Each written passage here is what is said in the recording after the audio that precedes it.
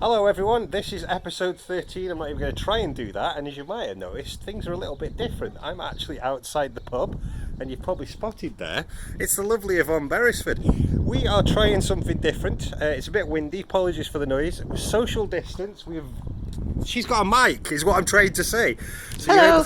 Look at that, you can hear her perfectly. So Yvonne, beer deliveries are a way to start. Anything exciting you want to tell us about, or is it just business as usual? Yeah, sorry, we had to do a cut there, partly because there was a car going past and partly because of the ridiculousness of this situation. We've both been laughing our asses off. Anyway, Yvonne, let's try that again. We've got a video. It's something that's normally really boring, but go on, you can say what it is. Okay, so Kristine and Robert have refurbished the bar for us, and Kristine's put together a really funky little video which will be posted on Facebook. I recommend you watch it. She's made something rather boring, like watching paint dry, rather fun. Excellent. Right, I'm going to try and do one of those arty shots now where we pan to the pub and then we'll hand over to Kristine. Thank you very much, everyone. Yvonne, any final words? No, I'm just going to go inside now and start delivering beer because the phone is ringing. Excellent. Right, Bye-bye. Here it is, arty shot. Woo, there's the pub. Hey.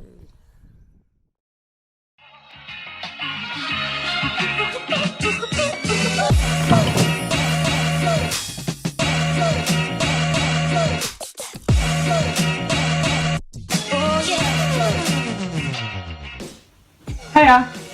So a while ago, before Corona even was as nearly as popular as it is at the moment, two people had a date. And as it usually goes on dates, they had a drink, they laughed, they had a couple of more drinks, and I'm not going to go any further because we all know how it usually ends, but eventually it was born. And after a while, and happily with no regrets, both Mr. B and Robert agreed upon a time and date of the big event. Okay, I'm not going to go any further with this mystery and etc. because most of you probably have seen already episode number 10 of Newton Arms TV, where Yvonne reveals that the bar counter is about to experience some big changes. So I'm really happy to let all of you people know that the bar counter has experienced a refurbishing, and all of us thought that it would be a really great idea to share how this happened with the lovely people of Newton Hill. As you can see, the counter has been through a lot during the last 23 years. The top was all damaged and lost its paint, the bit that opens at Bob's end of the bar always got stuck, some of the shelves were missing paint, and same goes for the facade. So Robert started the great master plan with a spanner by taking off all the beer taps really carefully so that nothing gets damaged and none of the beer gets spilled out. As you can see in his face, he understands that the job is very responsible because if even a tiny bit of beer gets spilled out, the whole village will be in front of his house with torches and pitchforks. Oh yeah, and there was some pre-cleaning necessary.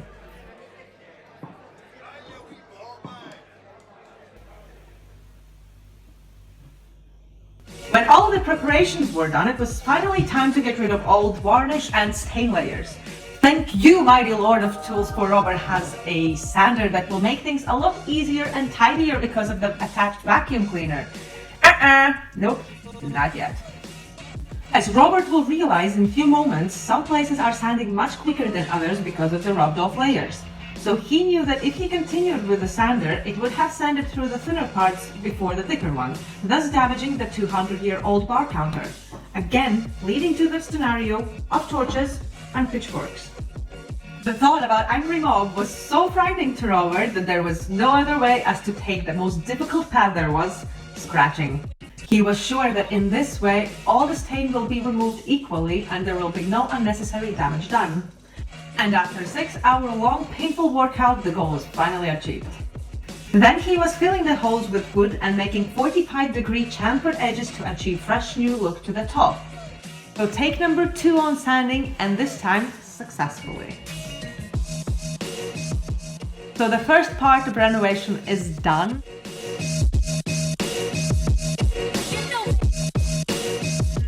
Brush mahogany stain and look at that. Don't you just love watching someone to work? Especially when there's some painting involved. Strengthening the facade with quick dry floor varnish so that it can hold all of the kicking that's about to come in the next 50 years. As for the top, heavy duty varnish should do the trick. A little bit of hand sanding in between the coats and repeat the whole procedure 2 more times. So when the last coat has dried, Robert wants to get rid of brush marks, so he takes the buffer in both of his hands and with a very serious look on his face is trying to make the surface smooth.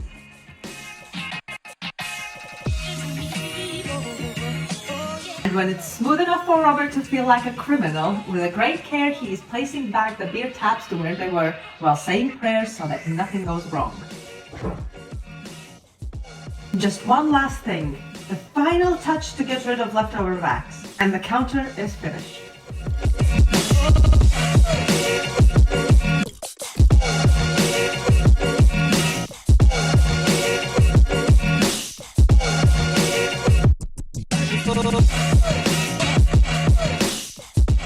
What started off as a regular drink in a pub between 2 men, a few months later came out as something magnificent.